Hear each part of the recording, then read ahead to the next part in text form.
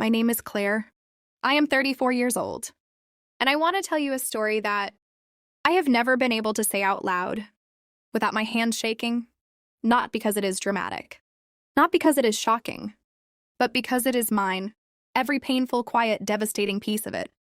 I grew up in a house that smelled like cinnamon and old books. My mother baked on Sunday mornings. My father read the newspaper at the kitchen table with his glasses, pushed down his nose and his coffee going cold beside him. We were not a rich family. We were not a perfect family. But we were warm. And for the longest time, warm was everything. I was the only child, which meant I was also their whole world. And they were mine. People used to stop my mother at the grocery store and say, "Your daughter has your eyes?" And she would pull me close and smile in that way she had. Soft, like sunlight through a curtains, and say, "She has her father's heart." I carried that with me for 30 years. The idea that I had been built from the best parts of both of them.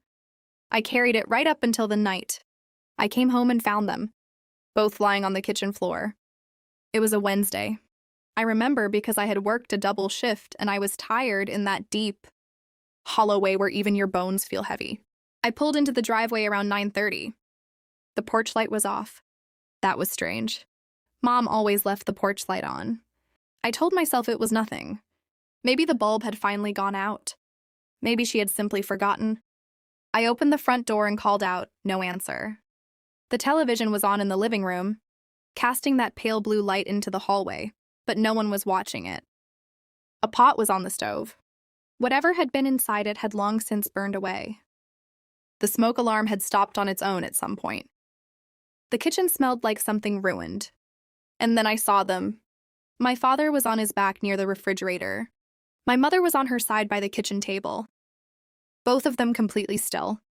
Both of them breathing. I checked, I ran to them.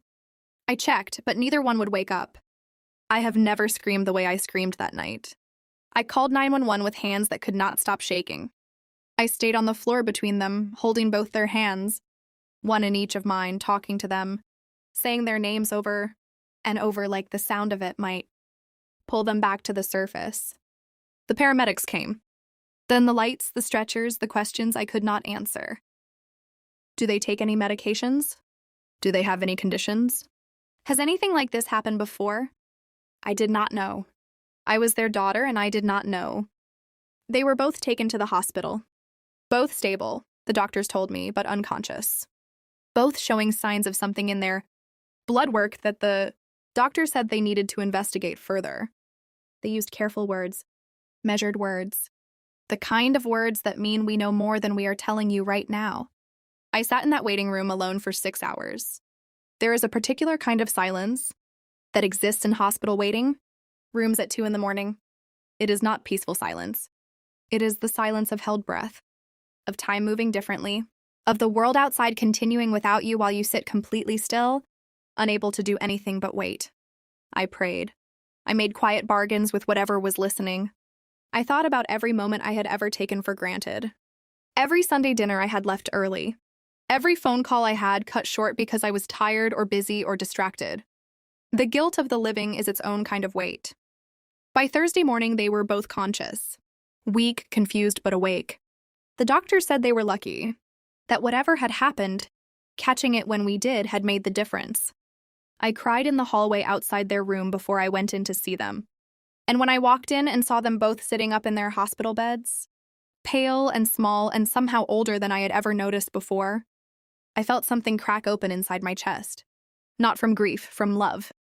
From the terrifying depth of how much I needed them to be okay. They held my hands. They told me they were sorry I had been frightened.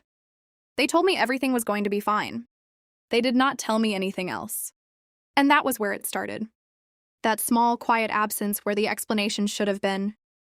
Before I tell you what really happened next, what the doctors found, what my parents had been hiding, and what the 7th day brought that changed everything, I want to ask you to please like this video, subscribe to this channel, and tell me in the comments what country you are watching from.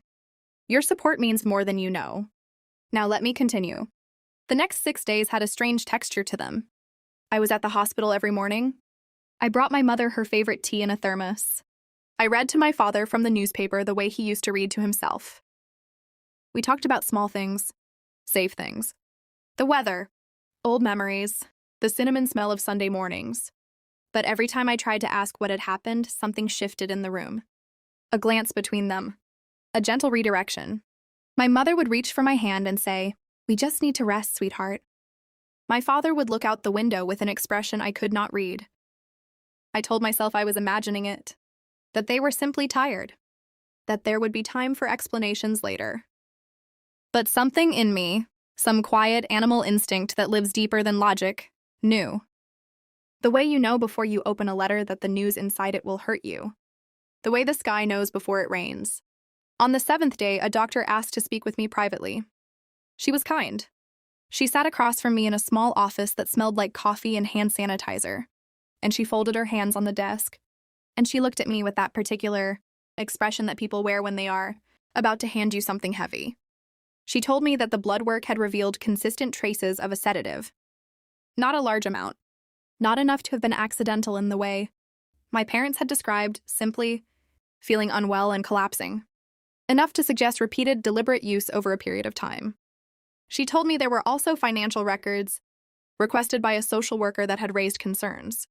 Significant withdrawals, accounts nearly emptied. A pattern stretching back almost 2 years. She told me they had spoken with my parents. She told me my parents had confessed. I sat in that chair and I listened to the story of the last 2 years of my parents' lives, the real story, not the one they had been showing me. And I felt the ground beneath everything. I thought I knew simply give way. My parents had been approached 2 years earlier by a man who presented himself as a financial advisor. He had been charming, patient, knowledgeable. He had gained their trust slowly, the way all truly dangerous things do. He had convinced them to move their savings, their retirement funds, everything, into investments that did not exist. And when they realized what had happened, when they understood that they had lost nearly everything, they had been too ashamed to tell me. Too ashamed to tell their daughter who they had always tried to protect. They had been trying to fix it quietly, taking out small loans, selling things, carrying this enormous, crushing weight entirely alone for 2 years. The sedative in their system came from medication. My father had been prescribed for anxiety. Anxiety that had developed in those 2 years of silent drowning. He had been taking more than prescribed. My mother had started taking them too. That Wednesday night, the doses had been too much. They had not meant to frighten me. They had simply been so tired. I went back to their room that evening, and I sat between their 2 beds, and I held both their hands again. And I did not speak for a long time. And neither did they. There are moments in life that cannot be processed quickly, that have to be felt before they can be understood. This was one of them. My parents, the 2 people who had always felt like the most solid thing in my world, had been quietly breaking for 2 years, and I had not seen it. And they had hidden it because they loved me. Because they had spent their whole lives trying to spare me from hard things. Because even in their own crisis, their first instinct was still to protect their child. The anger came. I will not pretend it did not. There were nights in the weeks that followed when I drove home from the hospital and cried in ways that scared me. Grief for what was lost, anger at the man who had stolen from them, anger at them for not trusting me, anger at myself for not looking closer. But underneath the anger, deeper and more lasting, was something else. Awe at how much 2 people can carry when they believe the weight will protect someone they love. We reported the man to the authorities. There is an ongoing investigation. Some of the money may be recovered. Some of it will not be. My parents moved in with me while they recovered. And slowly, carefully, we began rebuilding. Not just the finances, the conversations, the honesty, the version of our relationship where they did not have to hide their pain from me. My mother still bakes on Sunday mornings. My father still lets his coffee go cold. But now when something is hard, we say so. And that, in the end, is the thing that was worth all of it. Here is what this story taught me, and what I hope it leaves with you. The people who love you most are sometimes the ones most likely to hide their pain from you, because their love makes them want to protect you even when they are the ones who are breaking. Shame is not a private problem. It is a wall that grows taller the longer we build it in silence. The only way through it is one honest conversation. Asking for help is not weakness. It is the bravest thing a person can do. when every instinct is telling them to disappear into the problem alone. And finally, check on the people you love, not just with a text, with your eyes, with your presence, with the kind of attention that notices what is not being said. The signs were there. I simply had not been taught to look for them. I am looking now. Have you ever had someone you love hide something painful from you to protect you, and it ended up hurting you more when you found out? Tell me in the comments. I read every single one.